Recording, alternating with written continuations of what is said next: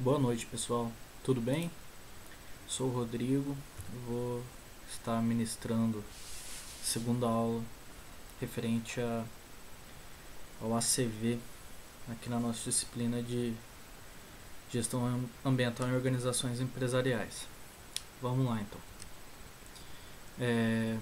Como a gente estava falando na outra aula, a gente fez uma contextualização do porquê estudar a norma e pincelando um pouco da 1440 e da 1444,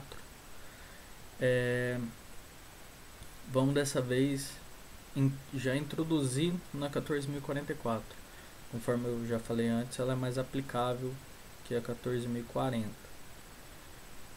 Em todo caso, o começo dela, como eu já falei na 14.040, é idêntica a 14.040. Então, assim, as duas têm essa primeira parte extremamente semelhantes, idênticas mesmo. Que seria falando sobre as fases de uma CV, falando os termos e condições, aquela estrutura metodológica, como bem parecido como eu detalhei na última aula, falando também sobre o escopo e os objetivos da norma. Uma coisa que é importante para quem não tem muita experiência em ler norma que é o seguinte: no começo de toda a norma tem falando do escopo e objetivo da norma, da, de, da, da ABNT ao referendar a norma. E lendo a norma propriamente dita com o decorrer do tempo, com o decorrer do material, você vai ter lá de novo o escopo e o objetivo, só que aí de você implementar o estudo ou o sistema de gestão nesse sentido. Então é importante salientar que são duas situações diferentes dentro de um mesmo arquivo.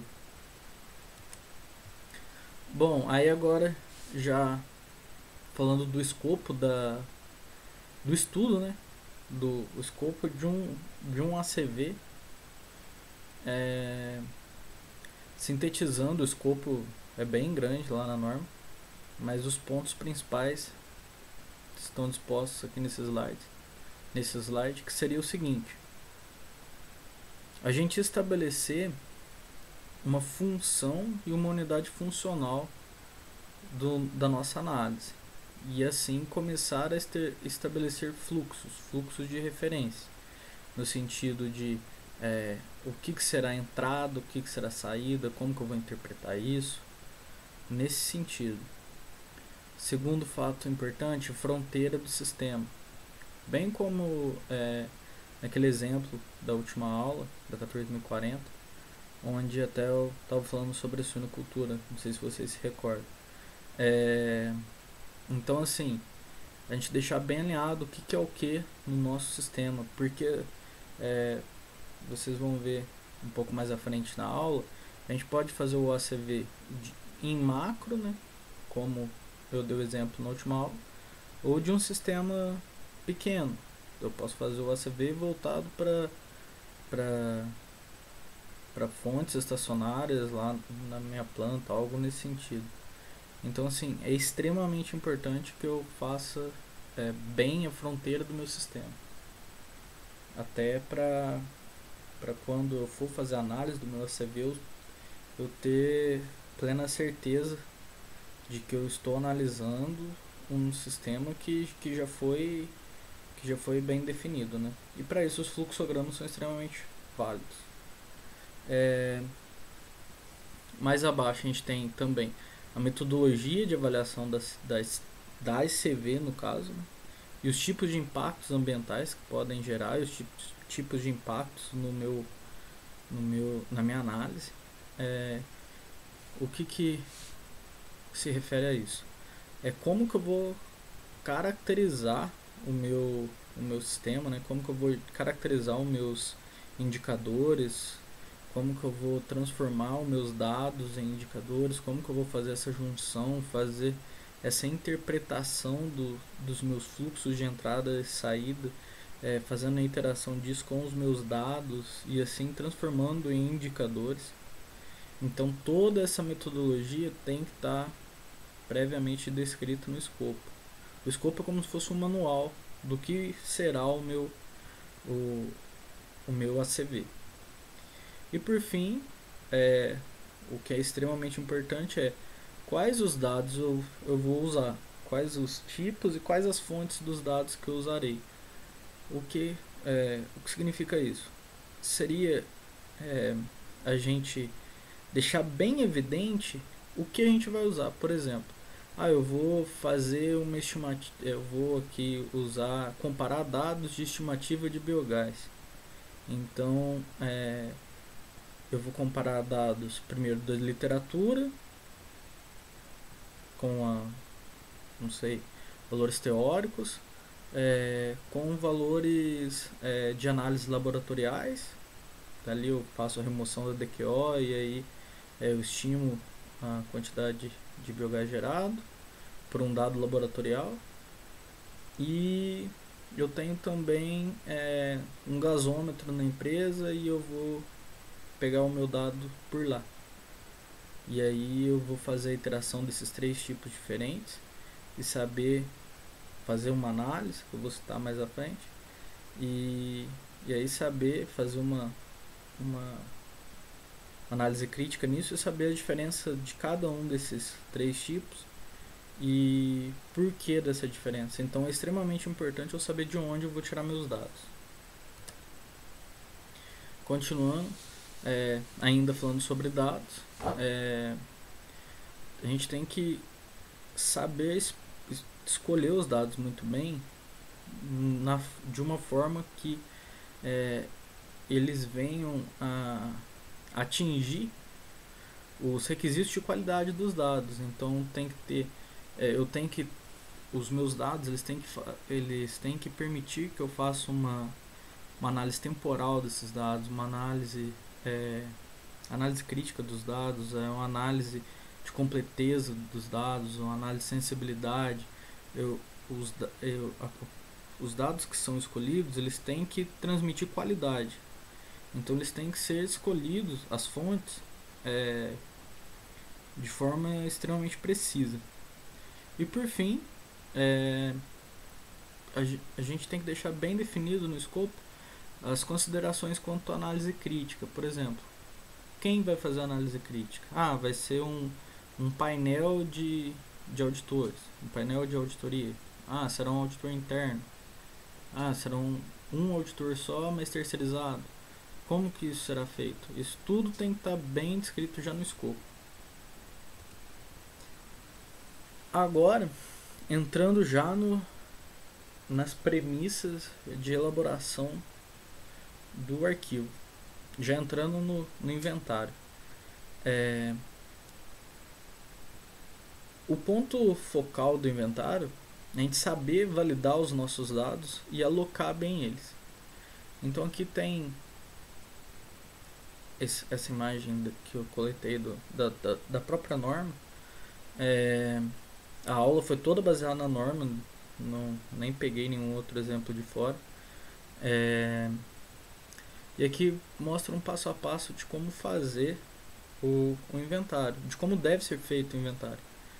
Que seria o que? Primeiramente, como eu já falei, a gente definir o objetivo e o escopo do nosso processo.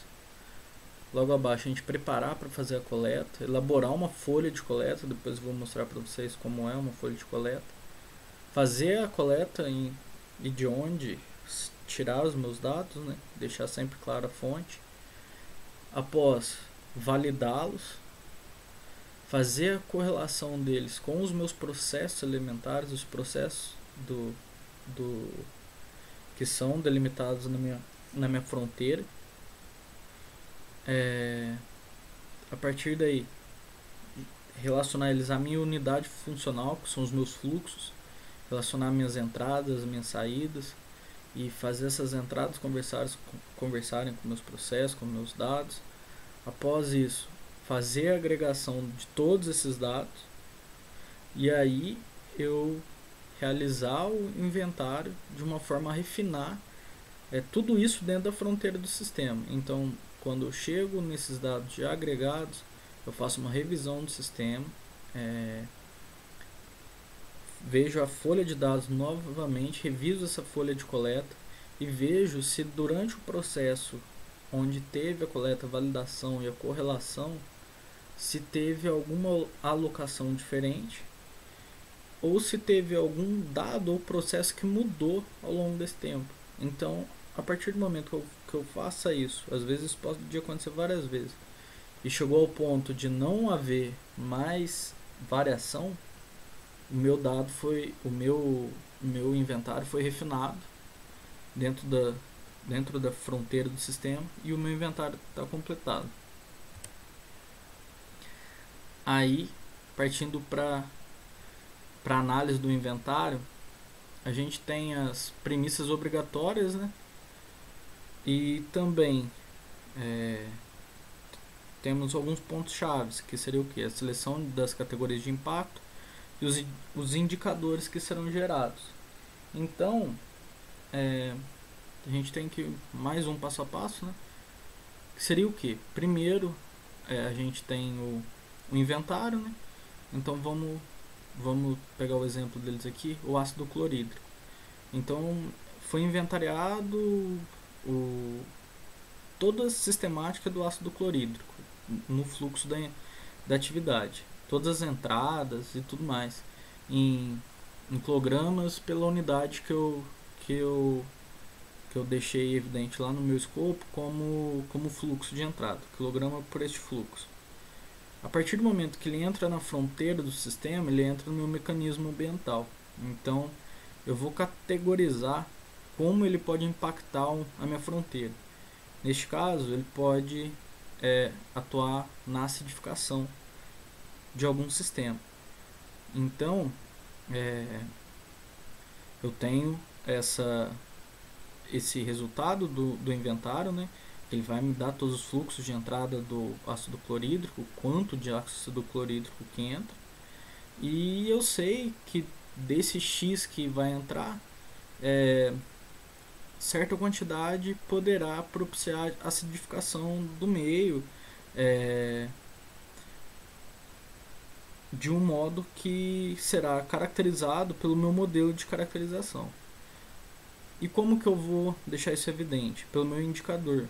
Então, assim, o meu indicador eu tenho que deixar bem estabelecido lá no meu escopo, que neste caso aqui é a liberação de próton. Então, assim, eu vou ter 100 kg de ácido clorídrico pela minha unidade. Dessas 100 kg, 30 kg entra no processo A, 50 no processo B, 20 no processo C. E aí eu tenho logo abaixo, contemplando o quanto tive de mudanças no sentido de acidificação de cada um do sistema, de cada parte do sistema, e como isso acontece. Então pode acontecer do indicador ser liberação de próton, pode acontecer de ser outros tipos de indicadores que façam ter essa acidificação baseado no uso do ácido clorídrico. E o mais importante é a relevância ambiental disso, que seria o que? Para onde vai essa acidificação? Vai para a floresta, vai para a vegetação, vai para os corpos hídricos, entre outras situações. Isso é extremamente importante, parece um pouco confuso, né? Falando só de uma forma mais abstrata como está aqui, mas é extremamente importante, de modo que a gente possa entender os nossos impactos e trabalhar de modo até alterar o nosso sistema para melhorar e revisar o nosso inventário com dados melhores. Então aquilo que estava no diagrama do slide anterior, a gente tem aqui em forma de tabela e com exemplos também. Então vamos falar de termos e exemplos. Então, enquanto no outro exemplo a gente estava falando de ácido clorídrico, vamos falar agora de radiação solar, que seja. qual que é a categoria de impacto? Isso pode causar, aí o exemplo, isso pode causar uma mudança climática. O resultado do inventário, ele vai me estimar uma quantidade de gás de efeito estufa que eu terei por uma unidade que vai ser estabelecida lá no meu escopo. Como que eu caracterizei isso? Eu usei uma linha de base para 100 anos do meu IPCC. Ou eu posso usar a base de 500 gramas, não, de 500 anos, perdão, do IPCC. O indicador de categoria, mais uma vez trabalhando na interação das unidades, que seria o forçamento radiativo infravermelho, que é watts por metro quadrado. O fator de caracterização, que é o quanto isso afeta o aquecimento global.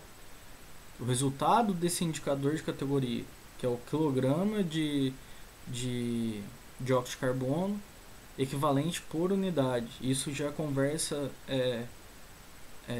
de uma forma muito clara com o meu modelo do meu painel internacional de mudanças climáticas. E por fim, a relevância ambiental. No outro caso era a deposição e o lançamento no meio ambiente, né, acidificar os corpos hídricos, a vegetação, e aqui seriam os efeitos a longo prazo sobre o clima, né, sobre as mudanças climáticas nesse sentido, que é mais um exemplo mesmo. Então agora vamos falar sobre a interpretação do ciclo de vida. Depois do inventário e dessa análise, a gente tem que interpretar. Então, aqui é mais um diagrama parecido com o que a gente já tinha na 14040, que é reforçando a importância das três situações. Primeira de tudo, como eu já falei várias vezes aqui, definir o escopo e objetivo, que a gente vai ter por meio das premissas inseridas ali, o que a gente vai identificar, o que a gente vai poder identificar de questões significativas, e como a gente vai fazer análise disso, como a gente vai avaliar situações, se vai ser por verificações de completeza, de sensibilidade, de consistência ou algumas outras. E por meio disso que a gente definiu ali no escopo, que são essas premissas, a gente vai fazer análise de inventário. Então eu vou compilar dados, fazer meus métodos iterativos, de modo a levantar um banco de dados para fazer indicadores, utilizando premissas que foram definidas no escopo. E por fim a gente tem a avaliação de impacto, onde a gente vai refletir nesses dois quadrados, com todos esses dados que a gente vai ter levantado, todos esses bancos de dados, e poder tirar conclusões e também entender limitações da minha análise e recomendar para o futuro mudanças na atividade, mudanças na forma de análise, entre outras coisas. E isso faz com que a gente possa ter aplicações com o nosso estudo, que é desenvolver outros produtos que tenham um melhor engajamento ambiental, por exemplo, mudar o planejamento estratégico da minha planta, elaborar políticas diferentes, entre outras situações. Aí na hora que eu vou fazer essa interpretação do meu ciclo de vida, que é mais na parte final do meu arquivo, são duas coisas que são chave. Como avaliar o meu sistema. As três avaliações principais são a avaliação por completeza, onde eu vou ter todos os meus indicadores, todos os meus bancos de dados vindo da minha análise do inventário, e por meio destes indicadores eu vou fazer como se fosse um checklist, E baseado nesse checklist eu vou afirmar se todos os dados foram colhidos de forma correta ou não, ou se eu devo retornar ao meu inventário para revisar alguma situação ou algo nesse sentido. Análise de sensibilidade é quando a gente compara alguns indicadores de um mesmo processo, ou ainda compara um indicador para diferentes processos e a gente compara esses processos. Então, qual que é a intenção disso? Descobrir desvios entre os nossos processos e os nossos indicadores, para assim a gente saber se o desvio é crítico ou não. Tudo isso sempre definido, essas premissas no escopo. E a consistência é a gente saber se analisar, baseado nas premissas que a gente já vai ter deixado evidente, se elas foram alcançadas, se a coleta de dados baseado em laudos laboratoriais, se ela foi atingida, se o que a gente retirou de literatura está coerente, se eu posso comparar os dois dados nesse sentido, se o que eu consegui levantar, se os meus indicadores têm consistência. E por fim, como eu já falei no slide anterior, a gente concluir o nosso ciclo de vida, a nossa análise, né? E estabelecer as limitações, falar sobre as limitações, até onde vai, qual é a fronteira do nosso processo, e as recomendações para futuros trabalhos ou para futuras análises, entre outras situações. E já não entra até na parte técnica do documento, né, do fazimento do documento, mas entra no sentido da gente usar o documento da forma certa, fazer com que o documento chegue às mãos das pessoas certas, que seria a comunicação. A gente tem que propiciar meios para que o documento chegue a quem ele tem que chegar. E quando ele chegar ao nosso relatório, ele tem que ter os aspectos gerais, né, sintetizando o estudo, os objetivos, o escopo sempre presente do estudo, o inventário, a análise e a interpretação. E assim a gente vai poder mostrar o que é a nossa interpretação mesmo, o que tem de crítico em todo o sistema que a gente levanta ao longo de todas essas premissas. Entrando na análise crítica, qual que é a situação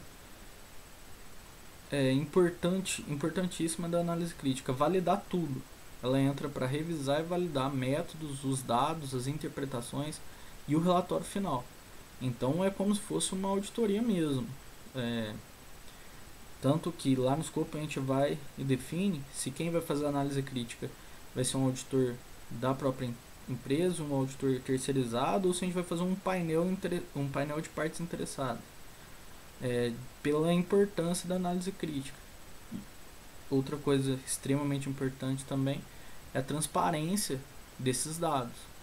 Então, por vezes é importante a gente fazer essa análise com um profissional de fora, porque primeiro ele não vai ter os vícios que o pessoal de dentro da empresa tem, e segundo também por conta de transparência e lucidez dos dados que são apresentados. Aí pessoal, o conteúdo programático da norma, sim, acaba aqui, né, no ponto 6. Mas o mais legal mesmo da norma, na verdade, eu acho que são os anexos, que eles mostram pra gente como trabalhar e como fazer uma situação de ACV. Claro, de uma forma bem simples, mas eles deixam bem evidente algumas situações. E aí eu peguei, fiz alguns recortes dos anexos A e B e trouxe aqui para vocês. Então, aqui o que a gente tem? Exemplo de folhas de tomada de dados. Aqui, se a gente estivesse fazendo nosso inventário baseado em premissa de transporte. Então a gente tem, primeiro, o nome do produto, né? E o transporte que teve. Então, assim, quantos quilômetros o caminhão andou, qual a capacidade desse caminhão, qual a carga real, para eu saber qual foi o aproveitamento do tamanho da área útil da caçamba do caminhão. E se o caminhão retornou vazio do local que ele foi descarregar ou carregar, ou não. Porque tudo isso vai interferir na minha geração de poluentes e também no meu consumo de, de combustível. E ainda em outras situações, como o quanto isso vai gerar de depreciação e desgaste nas peças do meu caminhão. Então, isso que é legal de ser um processo iterativo, porque quanto mais a gente estuda, mais abre o leque de associações. Aqui na segunda tabela a gente tem os tipos de combustível, né, que o caminhão pode ser, que ele pode rodar no transporte rodoviário. E aqui a gente colocaria, nesse caso, a quantidade que teria, a quantidade total de entrada transportada e o consumo total que teve de combustível para atender as premissas da primeira tabela. Então é legal que essas tabelas se conversariam bastante no estudo prático. No slide anterior era um exemplo de tomada de dados, né? Já nesse é um exemplo para a gente entender processo. Então, que a gente tem uma ficha do processo com o nome do funcionário que vai fazer esse detalhamento, a data, de onde saíram os dados, o tempo de avaliação temporal, o processo, qual que é o processo, que ano que ele se refere. Então, o que a gente teria aqui? Primeiramente, a entrada de material. O que é a matéria-prima que entrou no meu fluxo nesse sentido? Quais foram as entradas do meu fluxo? Então a gente teria a unidade que a gente já deixa claro desde do começo do trabalho, a quantidade, como ele entrou na empresa, né? Ou como foi a descrição dos procedimentos de amostragem e proveniente de onde ele veio. Neste caso a gente detalha algumas situações referentes sempre à sustentabilidade. Primeiro, consumo de água, na onde a gente gastou, quanto a gente gastou, por que a gente gastou e de onde veio essa água. Veio da companhia de saneamento, veio de um poço artesiano, veio de uma outorga de captação de água superficial, do corpo hídrico. Abaixo, as entradas de energia, por exemplo, a gente usou fonte de carvão, usou gasolina, usou biometano, usou GNV, usou energia solar, a unidade, né, a quantidade e a mesma forma dos outros itens. E por fim a saída do material. Voltando na situação de fluxo, a gente tem a entrada e depois a saída. Então o que sai desse processo, quanto sai na unidade que sai e para onde ele vai. Neste caso não é a origem, é o destino. Então a gente vê que numa folha simples, toda aquela sistemática que eu já mostrei lá atrás, ela acaba se tornando uma situação menos complexa do que a gente imagina. Aí o exemplo já da análise do inventário. Então a gente tem, é bem parecido com a outra, né? Mas a gente trata do banco de dados e da forma como ele vai se comunicar com a atmosfera. Então, neste caso, a gente tem qual que é o nosso, qual que qual é o dado crítico aqui? A emissão atmosférica.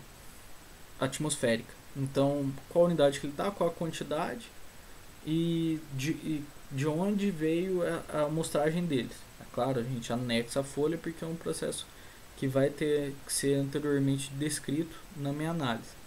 Então, a mesma coisa para a liberação de água. Quanto do processo foi para o solo.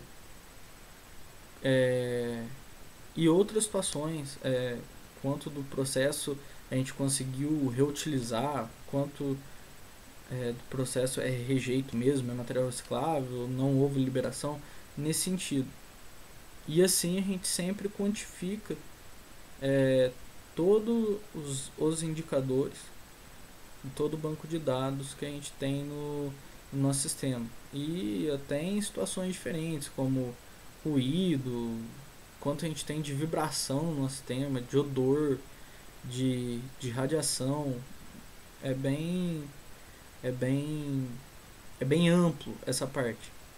O quanto eu tive de alteração na minha DQO. Isso entra na parte do que entrou na liberação para água, o quanto saturou meu solo, o quanto afetou a minha capacidade de retenção de água no meu solo. Essa parte é bem ampla mesmo. Agora, uma coisa que eu achei muito legal na minha norma, que é o anexo B, que é um exemplo prático mesmo. Só que, em vez de ser um exemplo macro, eles fizeram um exemplo mais restrito, que seria algumas entradas e saídas do inventário, que seria carvão e esses outros, dióxido de carbono, NOx, os fosfatos e alguns outros elementos que eles deixaram aqui frisados, e como eles se encontraram na minha produção. Então, primeiramente, fez uma análise de importância por estágio, importância por estágio. Então, aqui o que a gente tem? Por exemplo, vamos falar de carvão. O carvão, ele é a primeira linha, a segunda linha no caso, e o quanto a gente utilizou de carvão na produção de nossos materiais, 1.200 kg. Quanto usou no processo de manufatura, 25 kg. Em outras fases de uso, 500 kg de uso de produção. Em outros locais não teve uso nenhum, totalizando 1.725 kg. Do lado direito, a gente tem a separação por percentual. Então, dos 1.725 kg, eu utilizei 69% na produção de materiais, 1,5% apenas no meu processo de manufatura, e assim por diante. Então, qual que é a importância, qual que é a parte legal disso? Que eu consigo estimar, baseado no que eu defini lá nas minhas premissas, o quão é importante ou não é determinado elemento que vá causar resíduos para o meu processo. Então, por exemplo, vou fazer análise de importância. Eu defino que se eu utilizar mais de 80% de todo o meu carvão na produção dos meus materiais, quer dizer que este item ele é importante quando eu falo de uso de carvão. Porque se eu conseguir melhorar essa situação, eu vou utilizar menos carvão. Se eu conseguir fazer a minha produção com menos carvão, eu vou melhorar a minha produção, porque eu vou diminuir muito, atacando um item só, a emissão de determinados particulados. Então é uma situação importante que eu tenho que que atacar. Agora, uma situação um pouco mais difícil, por exemplo, os meus NOx. O que a gente tem aqui?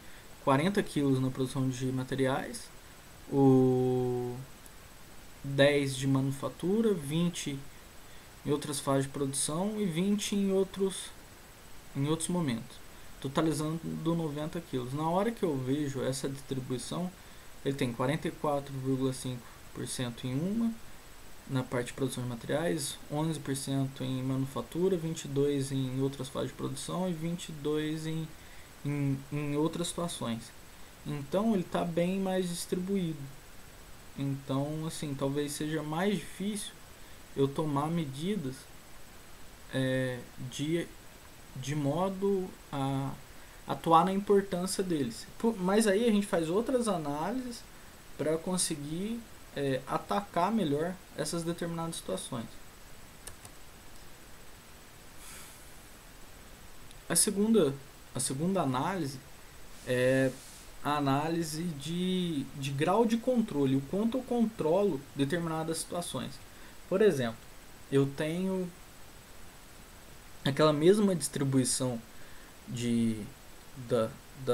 do outro slide, com os mesmos elementos, só que eu troquei. Em vez de eu falar de etapas do ciclo de vida, eu estou falando de processo. Então, em vez de eu falar de produção, eu estou falando de fornecimento de energia. E também de transportes e também das outras situações, né?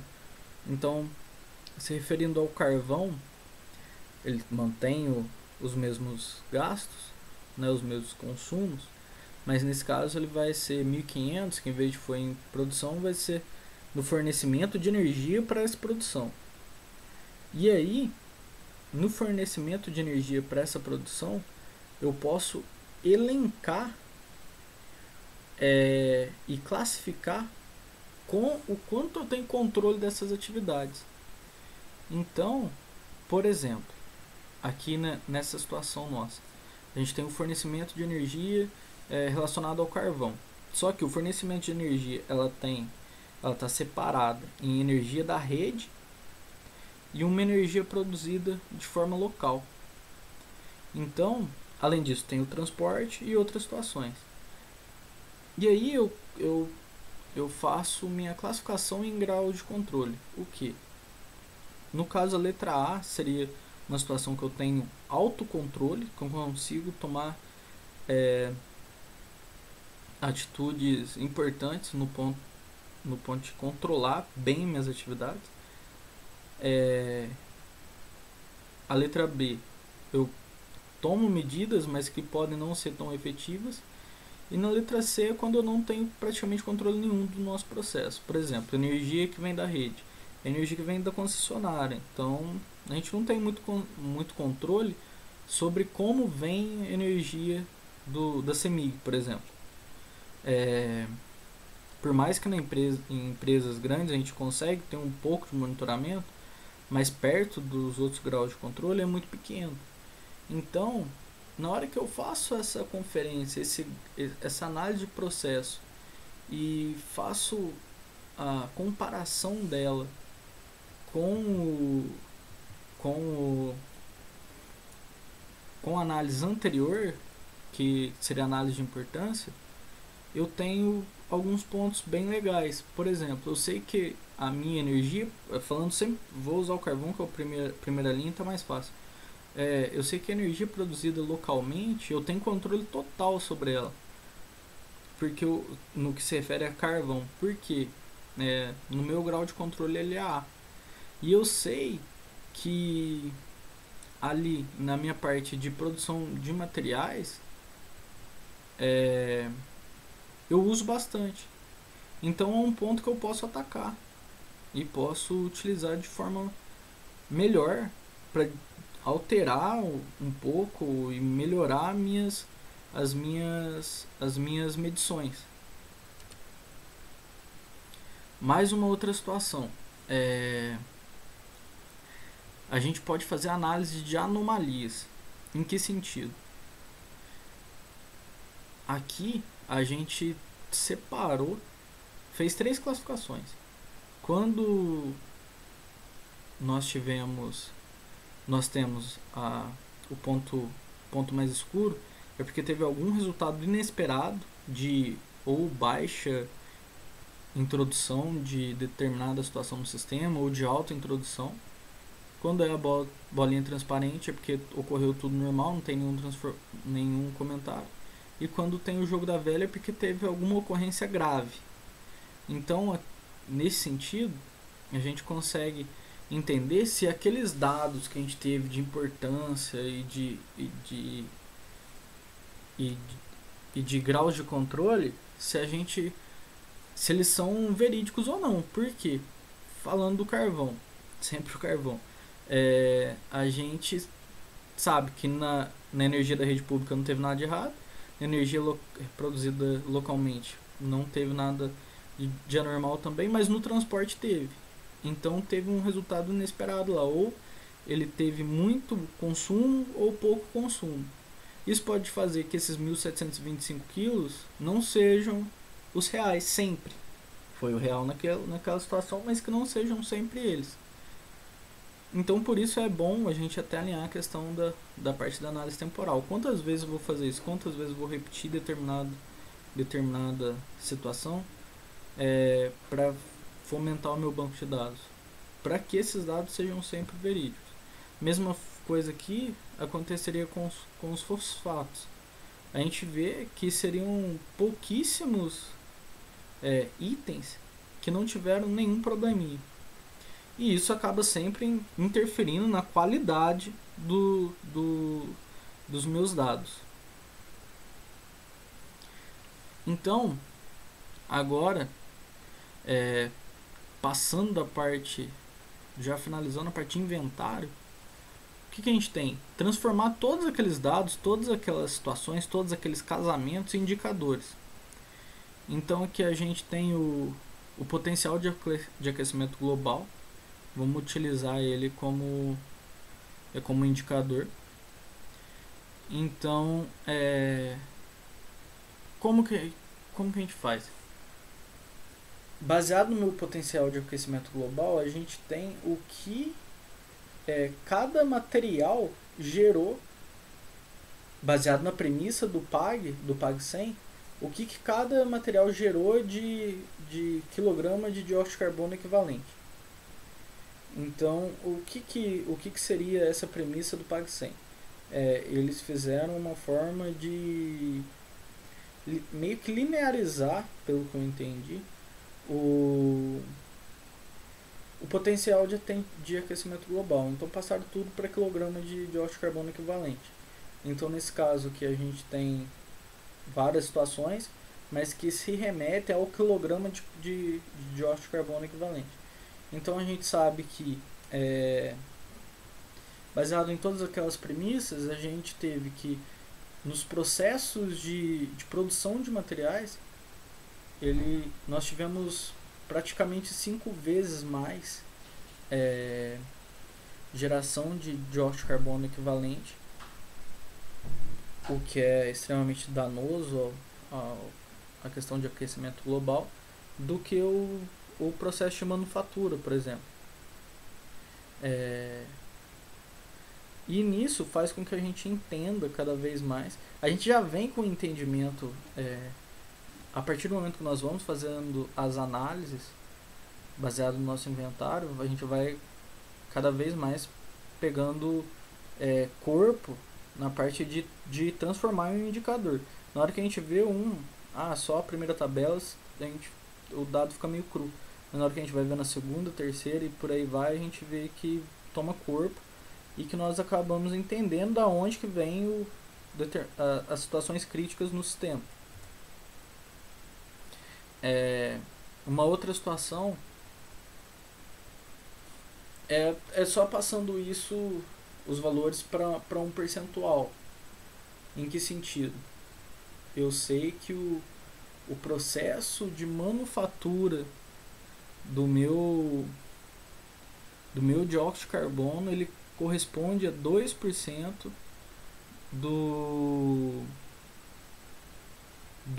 do relacionado.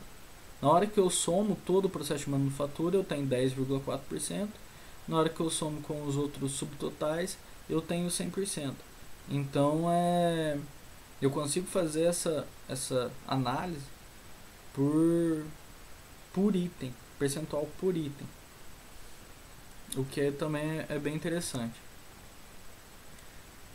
E aí, na hora que eu termino de analisar os meus indicadores, eu tenho que fazer a interpretação disso. Conforme eu tinha falado anteriormente, a primeira a ser realizada é a verificação por completeza. Então, o que seria essa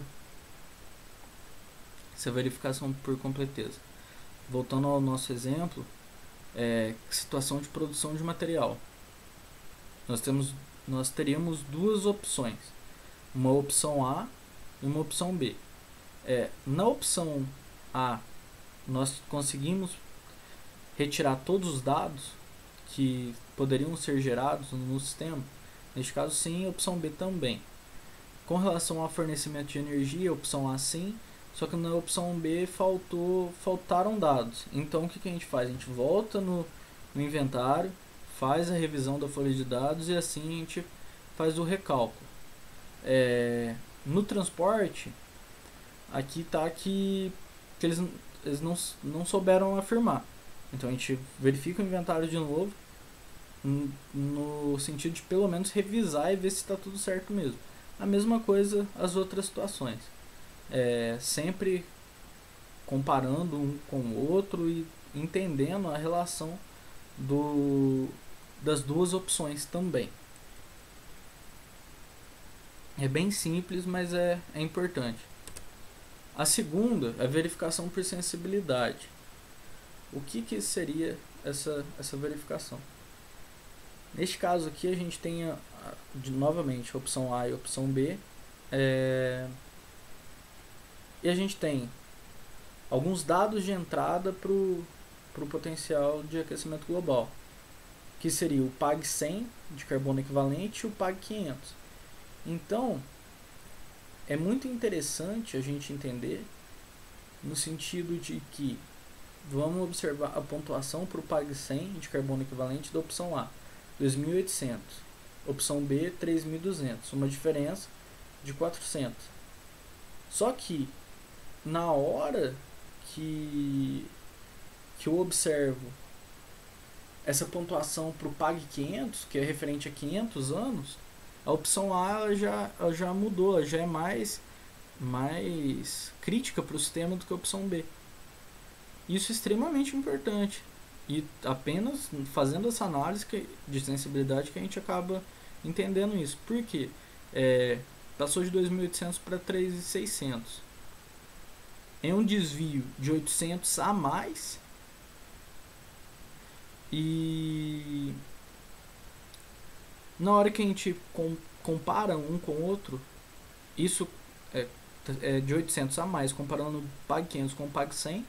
E na hora que a gente compara a opção A com a opção B, a gente vê que mudou, que a opção A, que era menor, ela está maior, e a opção B ela teve menos desvio, só de 200, e que agora ela seria menos abrasiva ao meio ambiente do que a opção A.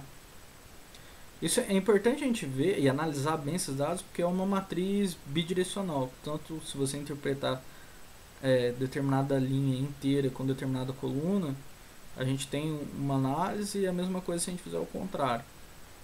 Então aqui, na hora que a gente tem o desvio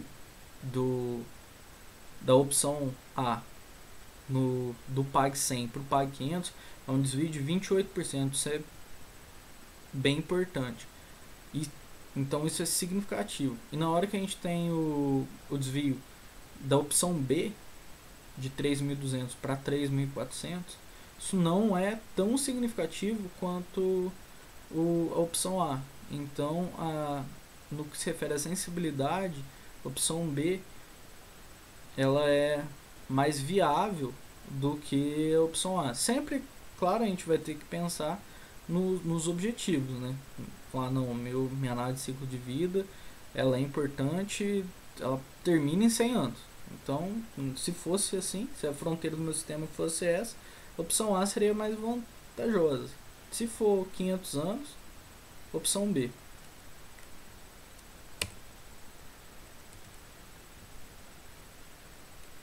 E finalizando,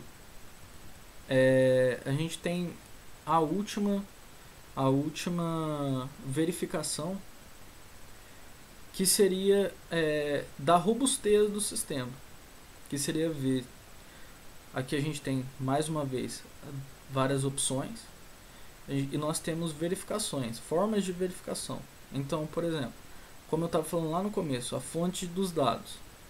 A fonte para a gente fazer todos os cálculos da opção A foi a literatura. Está ok? Tá ok. A literatura, neste caso, é sólida, o que nós usamos tem dados consistentes.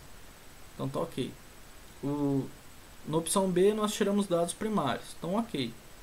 Na hora que a gente compara os dois, é consistente? É consistente. Então nós não temos que tomar nenhuma ação nesse sentido, a não ser validar essa situação dos dados. Com relação à exatidão dos dados, com relação à literatura vai ser ok, né? Porque a gente vai selecionar uma literatura consistente sempre. Com meus dados primários, ela é fraca. Então, por que ela é fraca? Porque o que eu coloquei lá nas minhas premissas de objetivo e escopo, eu não consegui alcançar. Então, quando eu comparo A com B, não dá consistência. E aí eu tenho que entrar na minha opção B e revisar a exatidão dos meus dados, para assim eu conseguir validar e ratificar o meu processo. Mais uma situação é a idade dos meus dados. Na opção A, a literatura avaliou por 2 anos um sistema parecido com o meu. Na opção B foram 3 anos. Só que lá no meu escopo eu coloquei que eu ia utilizar dados de 2 a 4 anos. Está consistente? Está consistente, então nenhuma ação. A gente tem também abrangência tecnológica. A opção A usou essa situação de estado da arte. Confesso para vocês que eu não entendi direito.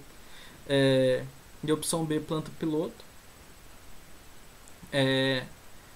E aqui eles colocaram a situação de comparar A e B como não consistente, só que nenhuma ação em função do objetivo do estudo. Que aí eu acredito que acabou meio que por conta do objetivo do estudo do ACV, não sendo tão importante essa situação. Abrangência temporal, as duas estão semelhantes. Na opção A é recente, a opção B é em aplicação. As duas dão consistência. E a abrangência geográfica, o estudo da literatura foi feito na Europa e a tomada de dados primários foi feito nos Estados Unidos. E no meu escopo eu falei que eu poderia pegar dados de lá. Então a gente tem consistência. Então nenhuma ação deve ser tomada. A partir do momento que eu tenho os meus indicadores, que eu faço o estudo e a interpretação dos meus indicadores, e assim eu consigo fazer a análise do meu sistema de forma a ratificar todos os meus dados, eu consigo assim fechar um relatório, fazer as minhas ponderações e finalizando, fazendo a comunicação com as partes pertinentes. E é isso, pessoal, o exemplo terminou ali. Essa aula eu utilizei a ISO mesmo, a ISO 14044, peço desculpa aqui que nesse último slide entrou como a 14040. Mas é isso, eu espero que vocês tenham gostado. Sei que o assunto às vezes é um pouco maçante, mas espero que vocês que eu possa ter conseguido passar alguma coisinha para vocês, tá bom? Obrigado a todos, obrigado professor pela oportunidade, até a próxima.